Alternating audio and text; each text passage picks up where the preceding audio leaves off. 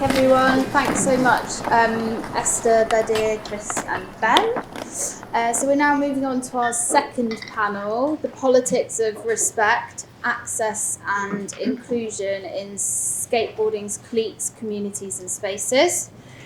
Oh, I was going to sit down. So skateboarding is often seen as rebellious, open and democratic. But like any culture, it's shaped by power, by who's visible, who's heard, and who's welcomed in. So today we'll be exploring some of the internal politics of skateboarding communities, who gets to skate and who gets celebrated for it. How do gender, race, class, and age shape access? Not just to physical skate spaces, but to social spaces and recognition. And how can skateboarding continue to evolve as a more inclusive culture without losing the edge and creativity that defines it? So we are lucky to be joined by 3 speakers whose work is all about expanding access to skateboarding in radically different and powerful ways through art and design, organising and research. So I'm going to hand over to them now to briefly introduce themselves and their work, and then we will have Dani presenting first, and then Bella, and then Indigo. So Dani, do you want to kick off with just a quick, very short intro of you and your practice? Yeah, sure. Hi everyone, thanks for having me and for facilitating this over, from afar. My name is Dani Abulhawa. I'm a skateboarder and performance artist based in Manchester, UK. I'm an ambassador for the charity SkatePal, who builds skate parks in the occupied Palestinian territories. Until recently, I was co-director of Skate Manchester, and I'm the author of the book Skateboarding and Femininity, amongst other things. Hi, my name is Bella Warley. I'm currently working as Skatable Space Development Officer at Skateboard GB, and also, dividing my time between that and a school-based skateboarding development initiative that I'm working on with my friend and colleague Chandler Gallagher, who's over there.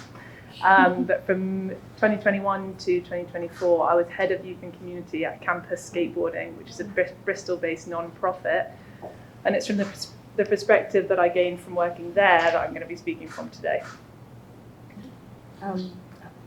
Hi, my name's Dr. Indigo Willing, and my background is that I'm a war orphan from the Vietnam War, and I'm currently on the International Advisory Board as the co-chair for Skaterstan, who builds skate parks around the world, but particularly for youth and children in conflict zones. So I feel like my life's come full circle in that way. I'm also the co-founder of Respect is Red and Consent is Red, which I'll talk a bit more about today. Also a queer-led skate group called We Skate Queensland in Australia. And then lastly, I'm a co-founder with Paul and others in something called SHRED, which stands for Sustainability, Skateboarding, Health Research and Environmental Design. So SHRED. So like if you want to talk about environment stuff in skateboarding, that's us too. And I just want to say thank you so much, Lucy, for bringing me here. And we are just, it was pure synchronicity that we ended up finding out that Indigo would be able to be with us in the UK. The very morning we were still discussing panelists, Ben was like, Indigo, blah, blah, blah. And then we were in touch with Esther and she said she's coming. So we are just so delighted to have Indigo in the room with us. And very sad to not have Dani in the room with us, but luckily we can have Dani often in the room with us. So can we start with you, Dani, and your sort of provocation, your prompts for today's chat? Okay.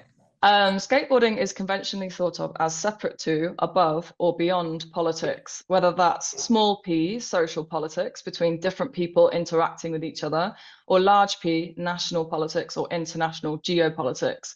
But what if we saw it as practice, a practice of noticing, of moving differently, of side-eyeing authority and power. I want to think about skateboarding not just as action, but as attunement, as a way of looking sideways towards each other, towards space, towards power. Let me offer 3 moments. Scenario 1, you're at a skate spot in your city or town. You're waiting for your go, navigating the space around pedestrians. You know the rhythms, the nods from other skaters, the eye contact. Someone turns up and they want to use the space too. They aren't on a skateboard, but maybe a pair of skates or a scooter, a wheelchair, or on their feet. You can see they're thinking about making a movement. They hesitate. They're scanning, trying to decode the situation.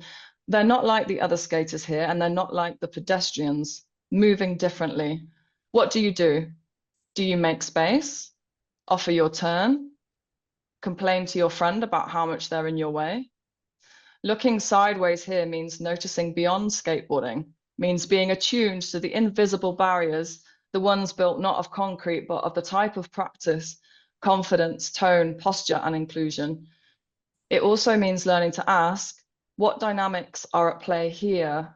Who feels they have a right to belong in the city, and who has to earn it? What is at stake when we take ownership of a public place? Scenario 2, you're part of a local skate organization. You run workshops, design flyers, apply for grants. You've had some success, your events are booked out, but you start to notice who's showing up. Most of your participants are from further afield, people who can afford to travel or pay for sessions. Meanwhile, your skate spot is next to a housing estate. You rarely see these young people at your events. Do you keep serving the audience that pays, that gives good feedback? Or do you change the format, slow it down, build new relationships with people who may not have the means, the confidence, or the access? Looking sideways here means noticing who is within reach but still excluded. It means asking uncomfortable questions about whose needs we are centering and who we are accountable to. And it means learning to see funding models, outreach strategies, and programming as sites of power, not just logistics. Scenario 3, you're online. A slick new skate campaign drops, sponsored by a major brand. The faces are familiar, skaters from New York, London, Paris, diverse, sure, but still recognizably global north. You also follow skaters in Sudan, Palestine, Brazil. Their clips are raw, DIY. Their spots are under threat by war, displacement, police, gentrification. Sometimes the skating isn't world class, but that's not the point. They're not skating for sponsorships, they're skating for joy, for defiance, for life. The way they're perceived in the West affects whether they get funding, solidarity, protection. Looking sideways globally means recognizing that culture circulates unevenly. It means seeing how Western attention and Western silence shapes who gets seen, who gets supported, and who gets erased. And it means using whatever influence we have, not to give voice, but to transfer space for others to speak, be seen, and be resourced. So what does it mean to share the city? It's not just about bricks, parks, or plazas. It's about how we notice one another. It's about learning where power lives in our bodies, our institutions, our timelines, and asking what we do with it. Sharing the city starts with asking who's here, who's missing, whose presence is made possible, and whose absence is quietly maintained. And maybe sharing the city doesn't stop at the city, because when skateboarding crosses borders through cliques, brands, collectives, it becomes a global commons, a practice of improvised freedom that resists control in London as much as in Ramallah or Rio. To share the city, then, is to practice solidarity across all these scales, to look sideways, not upwards, to shift from spotlighting ourselves to illuminating others, and to remember that care, like skateboarding, is a movement. It spreads, it adapts, and it always begins with a question. Who else needs to be here or wants to be here, and what will I do to make space? Thank you. thank you so much for having me here today. I just want to say that because it is a real honour to be sat here next to Dani and Indy, who have both influenced me greatly in my time working in skateboarding. So this is a nice moment. So developing access and inclusion in skateboarding cliques, communities and spaces is a big topic which Dani has very eloquently just explored and alluded to. I believe it can be worked for and achieved in many different ways. I also believe it can and does suffer as a result of many factors, and some that extend far beyond skateboarding's boundaries, as also been alluded to. But I'm going to talk briefly from my own perspective on how skate community organising has underpinned inclusivity in my hometown of Bristol. To me, nothing has made so much sense as harnessing subversive or punk rock attitudes expressed in skateboarding and using them to counter inequality, even if that occasionally means inverting this attitude and turning it in on itself, if that makes any sense.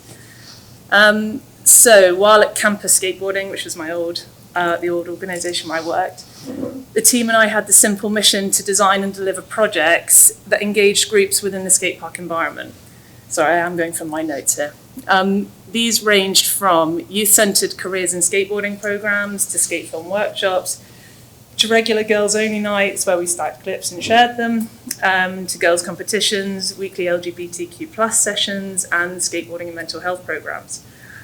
We developed initiatives with school groups, both within the skate parks and on the school playgrounds, and worked in a range of primary and secondary settings. As joyful, inspiring and positive as all of this work was and still is in the moment, it is important to reflect on the ways it truly broadens access and inclusion to our culture. In doing so, I'll focus on the work we put into creating space for the communities of women and girls at that time.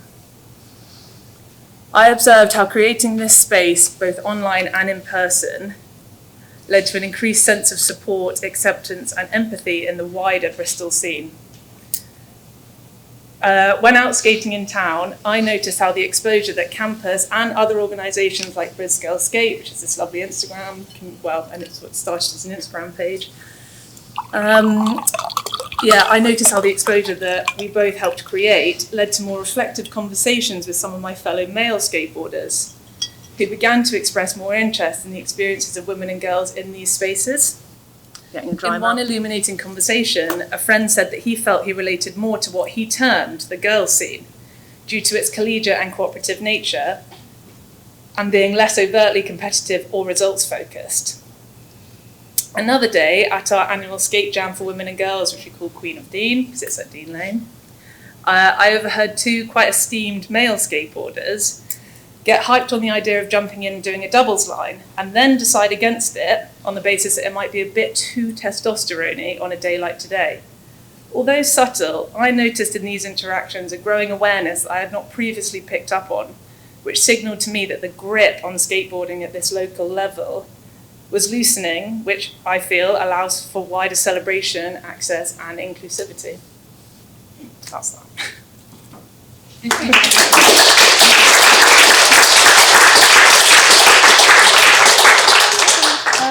So when I want to change the thing, I'll just yo.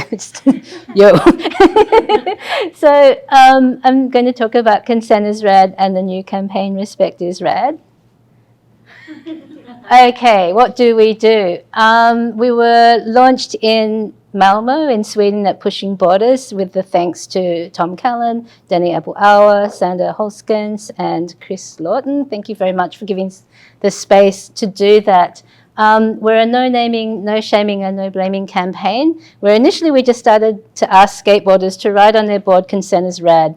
And we've had some really lovely people do that, including here Frederick Unger, who's an architect, Carl Beachy, who's a quite influential literary writer on skateboarding. We've got here Shane, who's Skate Rat, who does a lot of filming, including for Christina Belling.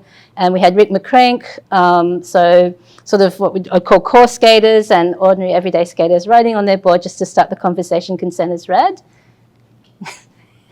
And this is the team. So we kind of just started in Brisbane in our small little town because there was behaviours that needed challenging and we wanted to start the conversation.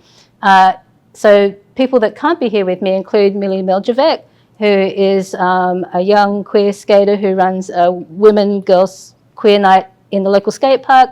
Evie Ryder, who is also our co-founder, who won Trans Activist of the Year in Queensland last year and got acknowledged like in a kind of a Hall of Fame. Ooh, and we've changed already. Let's go back.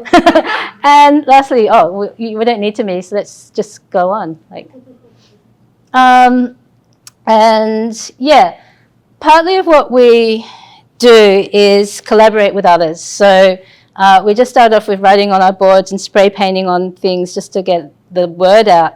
And we've had really great collaborations, including with Weekend. We're brought into a project that we're invited to. We had an American facilitator who wants to remain anonymous, but we work with French, Canadian, European writers, New York writers. So Keva Garcia Marquez, I think, from Harold Hunter Foundation, to Manu Barbier, who's French-Canadian and does some work for Thrasher. But we had the Break the Cycle campaign, of which there are a team of writers. There was a focus group with professional skateboarders as well as other skateboarders. And really it was great that once it was in Thrasher, it sort of opened up the doors for other people. So people that don't know Thrasher, that's like our Time magazine for skateboarders. And it's like a big deal to be in there with a campaign about consent. And then we've been in German Solo magazine, Slam magazine Australia, Dolores magazine. Like pretty much we wouldn't have normally had this campaign. That was just the right momentum around 2021, around Black Lives Matter as well. Thank you. So now we do various workshops. We let local groups say what they would like to do for a consent activation. So some people have a skate jam. This was a queer skate workshop I led at the University of Sydney, where we decided to broaden what we did from consent. It was quite triggering for some people. People had different expectations of what we did because we were no naming, no blaming, and no shaming, and leading by example and doing education. But there was a much deeper need for sexual violence prevention and sexual violence reporting, that we couldn't live up to those expectations. And we wanted to sort of move a step back to, before we get to that consent conversation, we were talking about respect. So we changed that and asked people to write, what does respect mean to them? And this one was really cute. We had queer scholars from international students writing about what it meant to them. So like, skateboarding's my superpower. And in some ways they're asked to write what they would write to their younger selves. And one of my favorites was, I guess this one was Ollies for Pollies, which made me crack up. But like trans joy, curbs not turf. So there was like this was a queer workshop. So it was particularly for a population that were talking to their younger selves. But people can write various things that are meaningful to them, or just, consent is read and have a conversation. One of the first people that we reached out to was Bing Louis, who is the director of a feature film called Minding the Gap, which is about domestic violence and intergenerational violence in his team or his friendship group of skateboarders. And what's really interesting is that there's his Korean American, we have Keir Johnson, who both had family violence, and they just talk about that in the movie. But then they had I call him the white guy, he was very charming and lovely, and it ends up that he was actually, even though you wouldn't think so, he was accused of hitting his girlfriend. In the end, he admits it. And then it's like, really, what do you do when your homies that you love and seem like good people need bringing in and calling in and changing what they do? So that was nominated for Academy Award in 2017, I think. So brilliant work. And we were just, it was the right fit for them to write consent as read in their board. And just by sheer coincidence, Keir Johnson was in that ad where he did an ollie over Tony Hawk, who was actually, I think, advertising Dell computers. But you can see consent as read. And all our friends sent it to us how we can't afford Tony Hawk. So how lovely is that to have that? And so again, just getting the message out, but we really love the connection between men talking about their own culture with themselves. And we've actually never used any gendered advertising or gendered campaigning. We keep it very gender neutral because all different populations have to talk about these issues. Thank you. And the momentum of consent is read and respect is read to a certain degree, even though it's a new campaign, is open to everybody to activate in their own way, and that we have been listed in Thrasher as a community resource, which is, again, we're not preaching to the converted, we're reaching, hopefully, maybe if they click on it, 13 to 18-year-old teenagers as well. So we're really getting that conversation out. And yeah, thank you.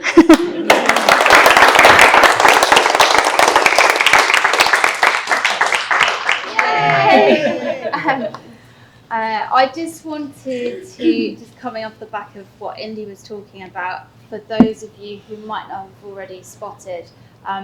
So Ben and I worked with a group of young skaters from Plymouth context, and we had quite a heavy focus with them around ideas of respect and inclusion, and they have put some really lovely thoughts down across two of the zines that we made with them. And so please, if you're interested in reflecting on what some of the young people in Plymouth, young skaters in Plymouth are kind of feeling about these issues, do pick up on.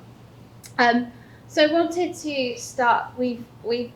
Everyone has spoken, I think, from a really positive, asset-based position in their provocations so far, and so I want to kind of start by actually naming a little bit my framing question, which is, how do social hierarchies and exclusion still show up in skate spaces? To all three of you, from your individual contexts. Dani, do you want to go first? Yeah, sure. I'm happy to go. I think that hierarchies show up by people not recognizing the power that they have and not recognizing the lack of power that other people have, and about people being very self-centered.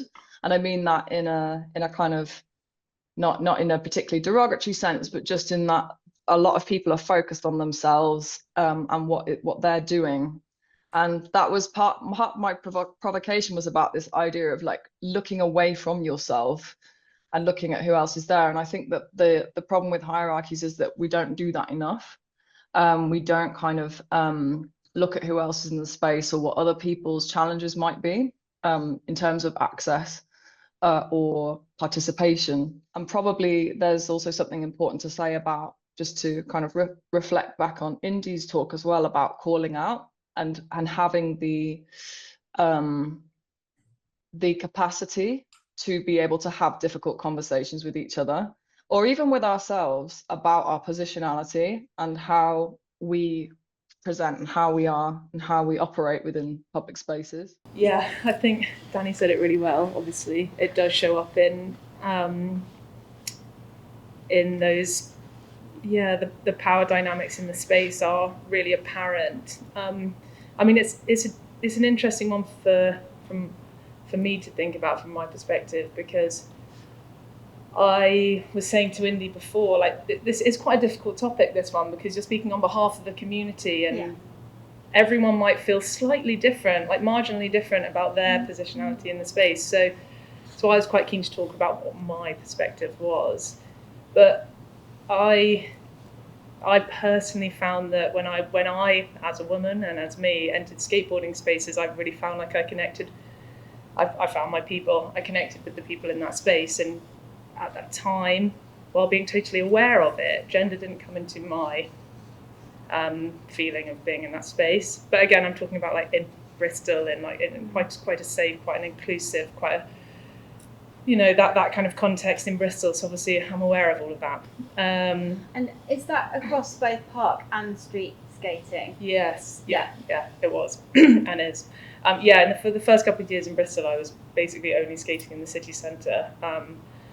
And I had that kind of experience. But then in the work that I then went into in the community organising, obviously I became very aware that if there were other women, maybe of my age or younger or older or whatever, speaking to Dani's point about awareness and stepping outside of yourself and looking to the left and looking to the right and just noticing how they might be feeling in the space and doing what you can, as maybe from my position, someone a bit more confident in that space, doing what you can to just bring them in, quite simply, I think. Can I talk in this because I'm a little bit quiet? Yeah, sorry. No, I'm going to be really, really loud. That's really, really good to hear Dani's constant provocations and reminders of how to rethink and how to just recalibrate where we're coming from in this society that continually encourages us to be individualistic and competitive and consumerist and all these other things. And Bella, I agree that we talked again, like how do we find a balance between who we are and talking for other people. But I've been talking to Esther, I think, and other people all week. Ollie from Skateistan, who's a wonderful Australian that co-founded this skate program in Afghanistan, and there's now like maybe 22 different countries where they're partnering with skateboards and skate programs. But I said, fundamentally, as humans, we are evil. Humans are basically really evil, and it's our job not to be evil. So don't be evil-ish, or... and I say that from quite a serious point of view, and that, like, I'm from the Vietnam War. There were incredible massacres. There were like... and we've seen it again and again everywhere, and we're seeing it constantly in Palestine and everywhere else, that we are very, very capable of evil, and we're also very, very capable of resisting that. So I think always being humble where we're coming from is the hierarchy, is understanding that. Secondly, I really believe in Stephanie Plaga, somebody I've worked with in sociology, worked with me on multiculturalism, and we had people that were basically saying that they're anti-racist, but they're really racist. And then people that were saying that they were kind of racist, but really not racist at all. It was so strange. And we worked out, firstly, they had to give themselves a marking out of 10, like, how racist are you? And it was the people that gave themselves like, 10, I'm so anti-racist, that were kind of racist in their everyday actions that we recorded. And then the people who said, I'm probably a 3 or a 4, but I'm trying, were actually doing actions that were anti-racist. So they're like going out of their way to loan people things or pick up people or go and help them when they needed something. And she helped theorize this idea, which is already out there as well in other theories, but it was like, when do we give and when do we share? So if you give and help people, that's possessive. Like, I'm going to give you something and it makes me feel good and it's like mine, and I'm going to give it to you, and you're possessive of something that you're possibly giving away also through free will. Whereas if you share something, you're actually also surrendering. It should be like almost an equal thing. Like, we're going to share this sandwich no matter how hungry I am, and this is my favorite sandwich. If we're sharing it, it's like, there's something like, okay, like we're coming into this evenly, and it's not my sandwich anymore, it's our sandwich. So just this idea of shifting what we do in skating to, are we sharing our resources and sharing our knowledge and sharing our social capital, or are we giving it and we're like increasingly improving our careers and we're improving our status, and that makes us feel good. So we're guilty of all these things, because remember I said we're really evil, but we're going to just try and be less evil, is like where I like to think about hierarchies. Dani, I want to get in a question especially for you, because I feel like you're far away, but I wanted to ask you how you think creative practices like performance, installation and embodied research can make visible the stories and experience that are often erased in skate cultures? That's a good question. By creative practice, do you mean sort of art making particularly? Yes, but wider, obviously. Okay. Yeah, movement and all creative practices, I guess. Yeah, I think the relationship between skateboarding and creative practice broadly is a really important one, and something that is also very intrinsic to skateboarding, that interrelationship. And we're now seeing all sorts of different projects emerge where people share, for example, photographs and text that are related to specific communities, skateboarding communities, or that look at kind of heritage fabrics and the creation of skateable clothing and in different kinds of contexts.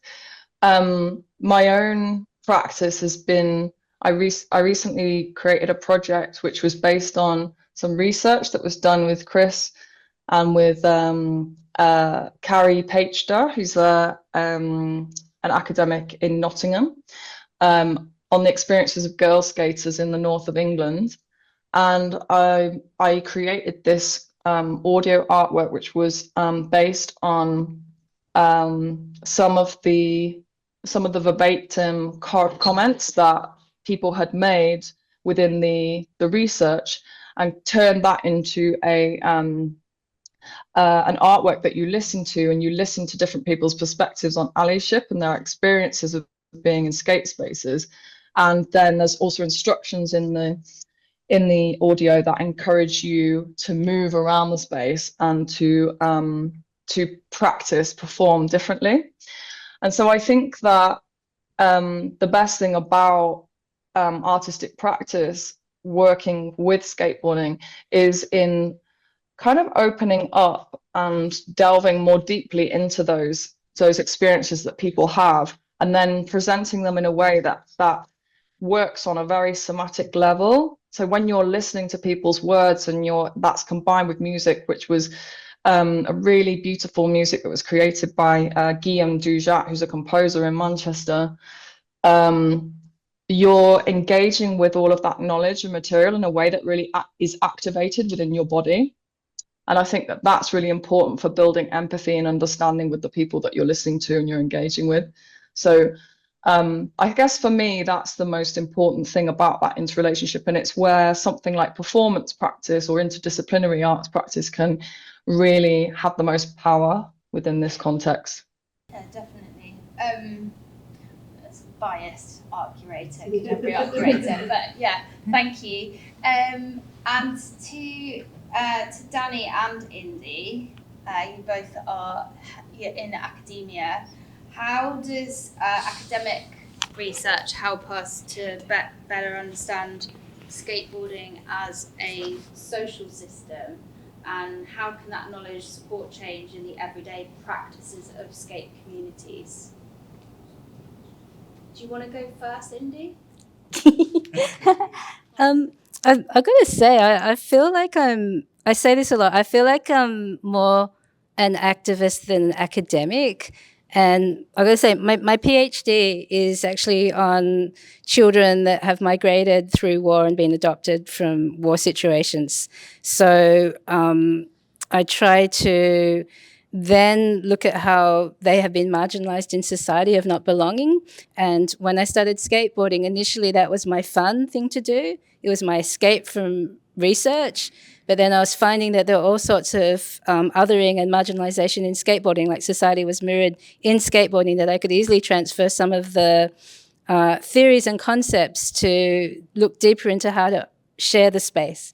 So essentially anything I do in skateboarding or any of my other research is to make people have access and for all of us not to be evil, but also just to share what we do. And one of the ways to do that is, as Esther was saying, like she listens. So listening to people is a skill that you learn in academia, to categorizing maybe some of the common themes that come up, at watching what people do, giving, and I've got to say academia is incredibly extractive. So you never, unless you're really careful about it, it's like, oh, I've got all this data, but who's the data from?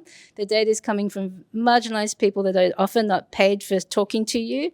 They're told that it's going to be in their interest to share it because their stories are not told that often, but we really need just to be really careful of where that data comes from. And one of the best things I can say about academia that's given me recently is the concept of defiance labor. And I'm going to be really quick, but in American sociologist Ali Hochschild talked about emotional labor, which feminists have been very keen to use, where you're in service industries like in airlines or in like, you know, anybody here has ever worked in hospitality, you've got to be very smiley, you've got to like give people a good time, even if they're rude to you. It's your job to just give them emotionally like a settled experience, and you've got to smile through the pain. Defiance labor is another sort of unpaid labor that is not costed into what you do in your day-to-day work. But the defiance labor is actually, again, facing things like what Bella's talked about, to when people may or may not be good to you in a skate park, to racism, to all these other things you think. And the defiance labor is firstly not to look like you're the problem, to navigate that and to make change without putting yourself and others at risk. And that defiance labor is not always picked up by everybody. It's normally picked up by the most vulnerable people. So looking at that in skateboarding as well, if you look at all these activations that we're talking about, where the young people want the space, who's talking to us, who's not getting the space, and, you know, are they doing the defiance labor that's not being recognized? And certainly in skateboarding, there's a lot of us all doing stuff for free because we love it, but we also need to weigh up like who's gaining from that and who's really like doing the heavy lifting and not being compensated. So that's my academia. Hello, Dani. I'm going to turn to you now. Yeah, I mean, I'm going to say something similar, but something perhaps a bit controversial in the sense that I'm not sure. Okay. My relationship to academia is a really tricky one. It's a very hierarchical, authoritarian sort of structure of education, which, although it pays my wages, don't completely subscribe to or agree with. And I think that the knowledge that we often claim to gain through academic research is general common knowledge amongst skateboarding communities, and it really upsets me that this is often the case. But unfortunately, because of the kind of economic hierarchies that we work within, certain institutions like councils, government, etc., they look to the work that academics produce as being important and to drive policy. And so, unfortunately, the extractive nature of academia is somewhat necessary to create spaces, perhaps more better spaces for skateboarding, because otherwise we have absolutely no voice whatsoever.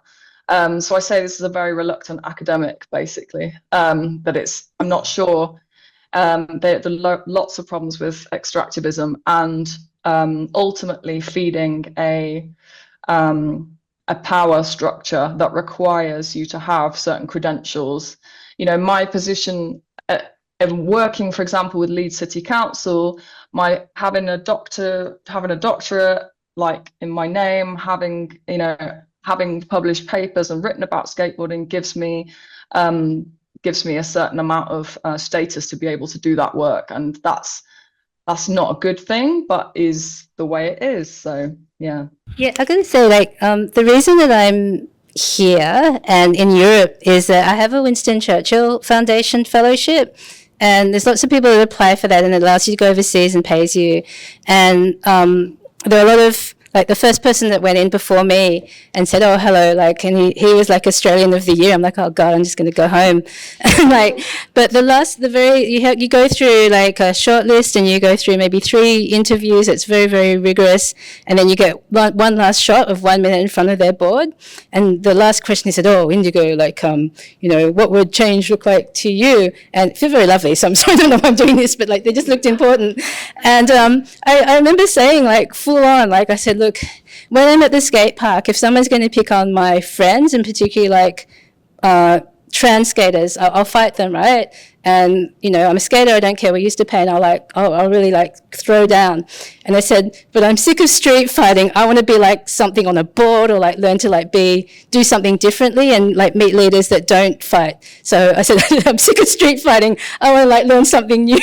And they just looked at me like, oh, okay. And I thought, F that chance. And then you have to wait like literally like 2 months while they make a decision. I'm like, oh God.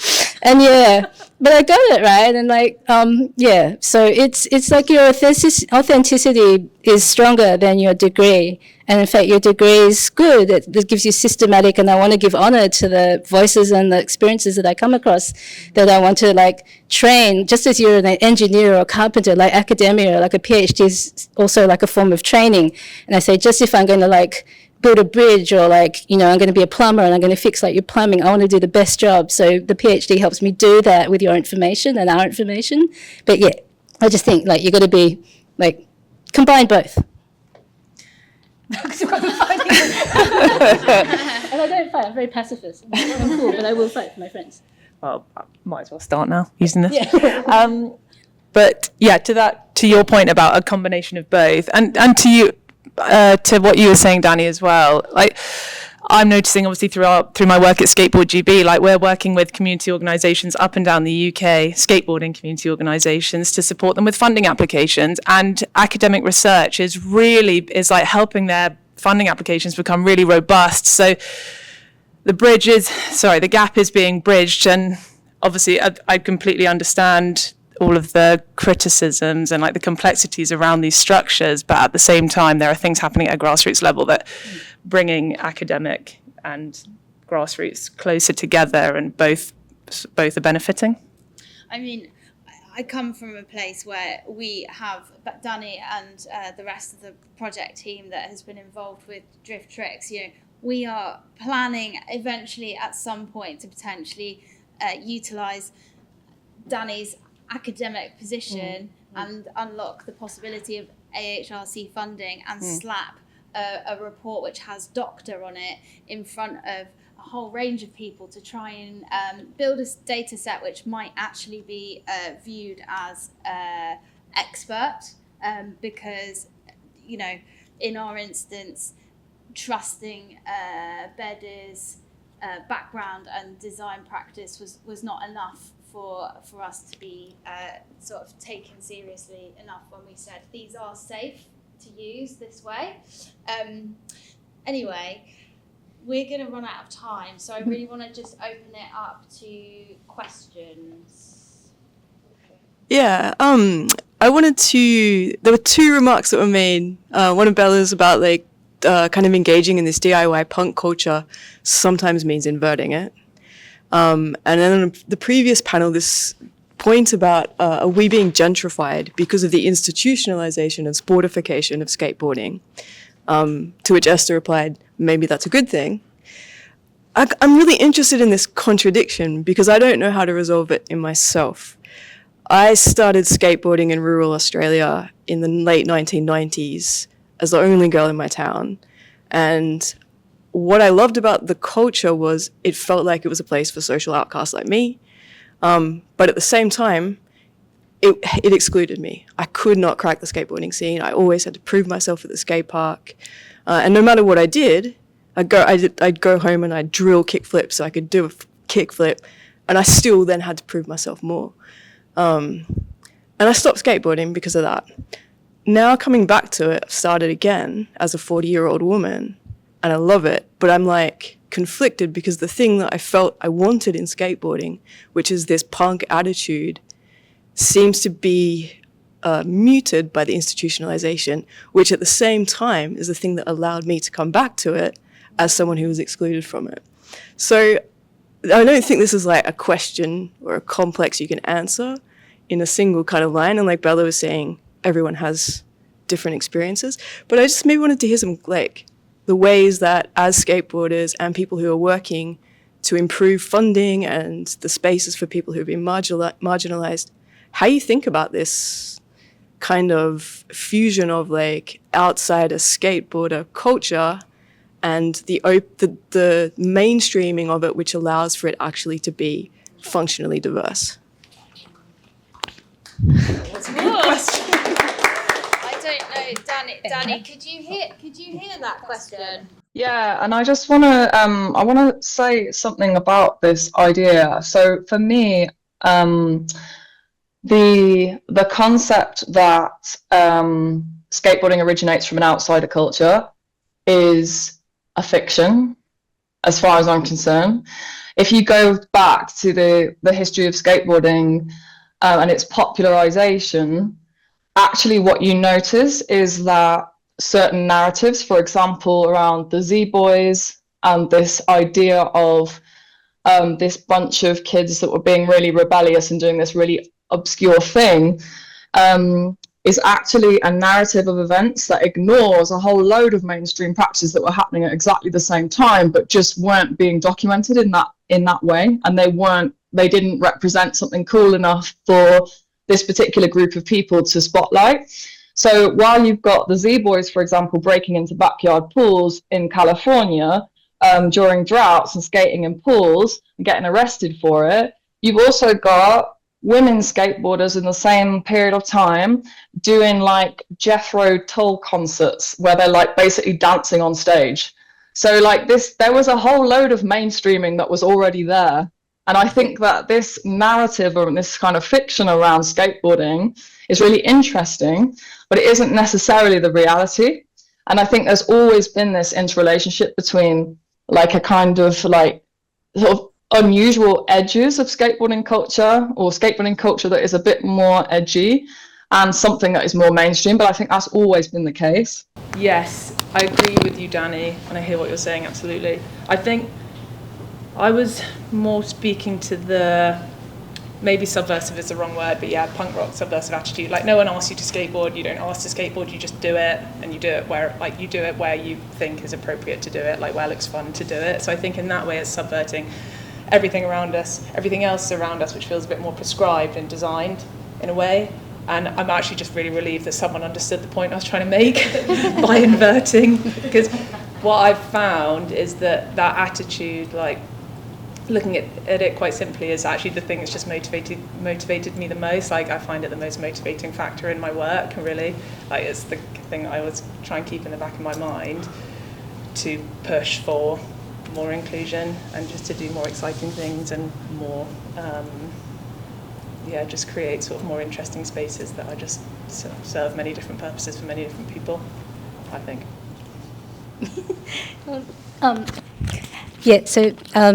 I was talking to Esther on the way here about different intersectionalities in the world, or like, I hate that word, it's kind of just a bit too broad. But in terms of being taken seriously in the current state of skate academia, I was saying maybe I should change my image and like look urbanist. And I said, what would an urbanist look like? Should I get like a black skivvy and a barrier, and like, you know, like, just if I want to be in like skate urbanism and like just not seen as a woman skater or a girl skater, but like I'm published, in like 11 publications. I have a co-authored book. I've written about all these things that often women, like what we're published in or the work we do, we don't get invited to talk about that. And I thought, maybe it's like a presentation and that. So it's interesting that I think for the mainstream people that are more privileged, they get to present themselves as really punk or alternative, but for some of us it's like we've always had these pressures to conform to particular images, and it's the same with the like the sponsored skaters in the past. Like they've had to, they couldn't be too, they had to change the way they dressed to suit commercial things. So there's always been that pressure, I think, for all of us to navigate, and it really depends who you are. But I definitely get what you're saying, like in some ways, like now, maybe it seems like skateboarding has got more softer edges, but in some ways, I think maybe that if we remove that masculine lens, those softer edges are also very authentic to skateboarding. So I didn't really make sense, but yeah. So I don't want to be an urbanist in my skivvy all the time. Not that skivvies are bad, but like I hope I can just be me and be taken seriously as an academic that can write it and talk about urbanism. Was the way that the community gives back into skateboarding. It's a kind of two-way street often. I came out of art galleries, my work was in art galleries, and there I ran a youth programme, it's about teaching young people to appreciate the art on display, whereas in skateboarding I see something where people participate in the building of the culture as well as the doing of skating. As an older woman in skateboarding, my situation here is precarious, and I feel the need to earn my place beyond just the doing of the thing. Really interested in Dani's point about who's earning a place to be here. And I notice I skate with a lot of mums, and many of the mums are involved in infrastructure projects in their area. So there is this sense of actually, I might use this resource bank that I have to then give back as a way perhaps to shore up that precarity that one might not really have a right to be there. So, and I think that links to the discussion about academic work and the awkwardness, and particularly, I've always been part of the art side of academic research, and art doesn't fit very well in academia. It's an awkward friend, or it doesn't kind of sit within that space so well, in the way that skateboarding research doesn't as well. So both are about this area of practice of doing projects rather than kind of chin scratching. The sort of like the learnings that come seem to go back into skateboarding, hopefully, and change as it's a constantly evolving space. I can't draw any conclusions, but I was really interested in what you said. Sorry. In Skateboard GB, we're trying to be better at evaluating the work we do. We're trying to collect much better data. We did a pilot bit of work last year, and I'm going to do the second data point in the time series this year. And there's a really interesting and worrying observation. There's a cause for celebration, there's a cause for concern. We're seeing across the board all the metrics that Skateboard GB collect: membership, coaching, coach accreditation, the kinds of people that are entering competitions, i.e. very young, accomplished, competition-minded skaters. Women across all of those are increasing significantly. So the number of girls who are competing is not only increasing, but it's increasing more than the number of people that are competing overall. So across all the metrics of the people that are leading community groups, for example, across all the metrics that we might collect, gender inclusion appears to be improving. Obviously, it's a very specific and bounded and certain way of looking at skateboarding, and I'm not saying that we collect data on a particularly big sample of skateboarding. However, when we look at a proxy of class region, data is going in the other direction. So for the Northeast, for example, we do not have any skaters on the talent pipeline from the Northeast. And that's going backwards. So we seem to be increasing in what Bella and I and our colleagues are doing, gender inclusion, but we're losing out on our ability to reach the working classes, lower income groups, the industrial north, etc. And I'm really interested to think of interventions, things that we can discuss. It's coming to the word intersectionality that Indy mentioned. Can we be better at doing two things at once? Can we do two things at once? Are there trade-offs? I fear that in some of the programs and projects we in Skateboard GB have designed or advocated in, we've accidentally created some trade-offs. And whether we can design things better that are more inclusive of lower income groups without you losing the gender inclusivity. You said a lot of stuff about, no, I don't do that. You said a lot of stuff about class. What about you tacitly trying to say young men as well? I was nervous about jumping to that conclusion because we don't know. We don't know. We just know that there are fewer people from the lower income areas. We know there are more women, but we know there are fewer people from lower income parts of the country that are engaging in these kinds of skateboarding. I was just going to respond to that, Chris, so coming from the art world specifically, it's something that we are seeing also within creative art practice. That there are very few working class artists, producers, art writers. So I can, from my sort of background, I can only echo what you're kind of question marking there. And it's a very urgent issue for us at Take Apart at the moment that we don't look over class, because it seems to be a huge gap that, that sometimes positive discrimination means that we're not looking in enough places, and as you say, can we do two things at once? And Esther, you were going to say? It was just when Bella said, you said something like, I wrote down the grip loosening, and it made me think, does that loosening the grip, which opens up space for some people, does it then push out other people?